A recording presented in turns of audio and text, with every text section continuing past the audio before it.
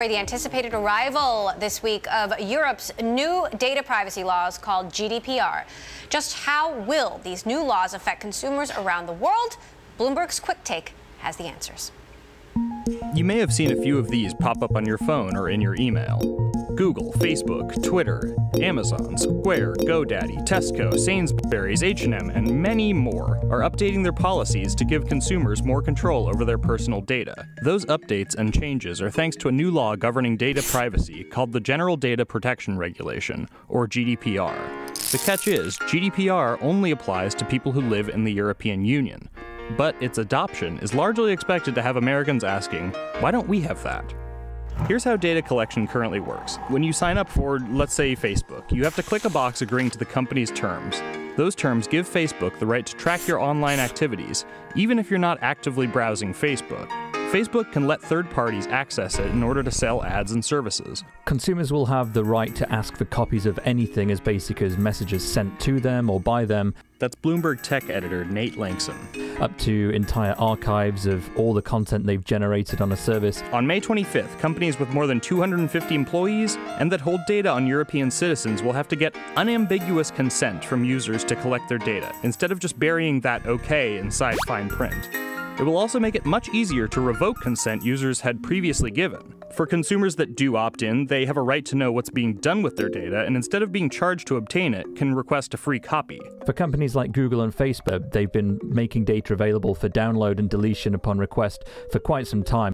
Consumers also have the right to be forgotten, which lets citizens request that organizations delete their data.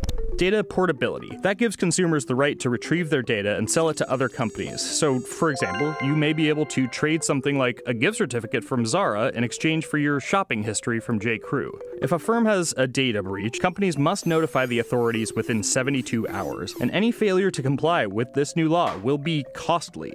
Penalty fines can be as high as 4% of a company's global annual revenue. Europe expects companies to act within the spirit of the law and not just to try and follow it to the letter. This means there'll be disputes and legal precedents to be set over the coming years. So while the US is still reeling over Facebook and the Cambridge Analytica scandal, the EU is moving ahead with tough new rules. Many will ask if the US should be next. Now let's turn to someone who is helping corporations big and small get themselves in GDPR compliance. Doug McPherson is the General Counsel and Chief Administrative Officer for OpenX, an independent ad exchange for publishers. OpenX was in compliance with GDPR as early as January and has set up online resources for companies in need of guidance. Doug McPherson joins us now from LA. So, Doug, what do you think the most challenging part of the process is that companies need to know about? Well, thanks, Emily. OpenX operates one of the world's largest advertising exchanges, connecting global brands with thousands of media companies, websites, and mobile applications. And that question is on all of our partners' minds right now. As the explainer noted, GDPR really forces companies to change the paradigm in the way they think about data. Right now, I think a lot of companies have taken for granted the data that they can collect from users and then use for purposes that might in some cases be unrelated to the purpose for which it was originally collected. Now, GDPR puts in place this new paradigm called privacy by design. And that has a number of elements underneath it that US companies need to take seriously. Right. So as companies go through this, what are the biggest pain points, would you say, now that you have done it? Yes, so I think taking user rights seriously and making sure that the disclosures to users meet not just the letter and but fully letter and spirit of the law. That's going to be paramount to full GDPR compliance.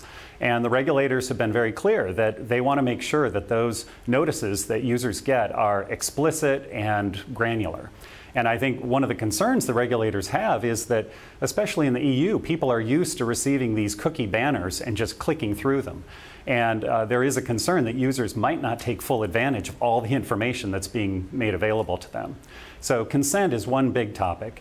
I think data security is another one. Now, that happens in the background, but the data notification rules under GDPR, the 72-hour notice, that's going to require companies to have very strict monitoring measures in place so that they can detect any breach if it occurs. And simply complying with the new data subject access requests, that is going to require companies to put in place new policies and procedures as well. Now, there have been reports that some companies, smaller companies, have shut down ahead of this. I mean, are there companies that just aren't going to be able to get it together? Yes, well, I spent last week with 40 leading media companies, and some of them have reached that conclusion. And I think this is one of the unintended consequences of GDPR, that while it is well-intentioned, one of the consequences could be that EU users are deprived of valuable content because some companies are going to make the decision that the potential fines and the penalties are just too great to risk any potential violation of GDPR. And if that happens in any large numbers, that's really going to be a loss for the breadth and diversity of content that's available to EU users. So can you give us any examples of a business that said, look, this is just too much of a risk? We need to cease operations, or maybe we do need to cease operations. Yeah, I don't know that I can speak to any specific companies, but I think that the majority view is, look, a lot of standards are just being set here, and this is evolving very quickly. We do want to be able to provide our content to EU users, but we want to make sure that we're absolutely sure that we're doing that in a fully compliant way that respects user rights. So my hope is that a lot of these publishers and websites are going to make their content available, but it's only going to be after they've done all of their work to make sure that they can do it in a safe way. And what is your estimation of the likelihood that similar rules will be put in place in the United States? And what impact, if that does happen, what impact would that have? Right. Well, there are efforts afoot right now. Last month, Senators Markey and Blumenthal introduced a bill called the Consent Act, coincidentally, I think on the same day that Mark Zuckerberg was testifying to Congress. And that would require the FTC to put in place policies and procedures that in some ways mimic what GDPR has done.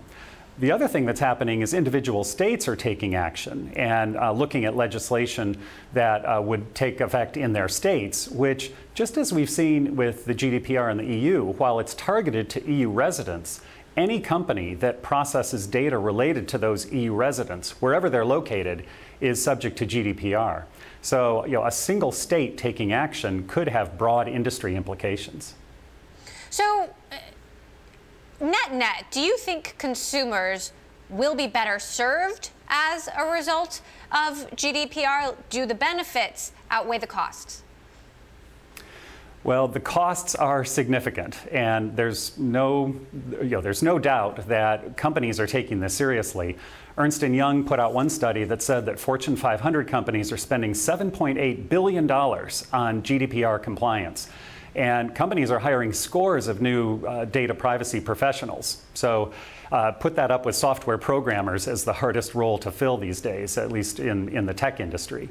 So the costs are significant. The benefits are unknown.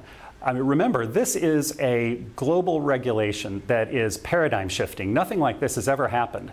And what we're really going to have to see is whether users take advantage of the controls that they have, or whether they are eager to get to the content and they click through those consent boxes without taking full advantage and making all the choices that they now have available to them.